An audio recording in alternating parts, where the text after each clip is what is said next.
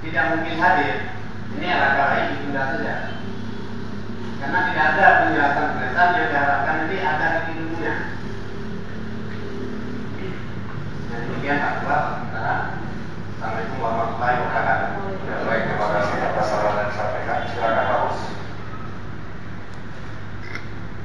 Terima kasih. Assalamualaikum warahmatullahi wabarakatuh. Waalaikumsalam. Alhamdulillah. Terima kasih atas kesempatan yang saya hormati pimpinan dan yang saya hormati kepada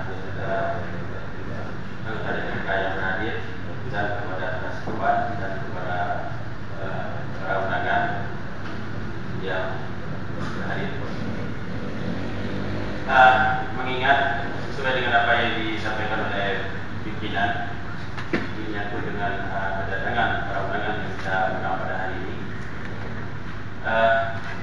menurut saya kalau dinas terkait tidak hadir itu sama persepsinya saya dengan Pak Ibu. Jadi tidak mungkin adanya kejelasan di antara kita kalau tidak ada dinas yang terkait. Jadi maunya supaya kita yang berhadir ini itu semua pihak tidak ada yang masa tidak puas nantinya, maunya pihak-pihak yang terkait maunya semuanya hadir.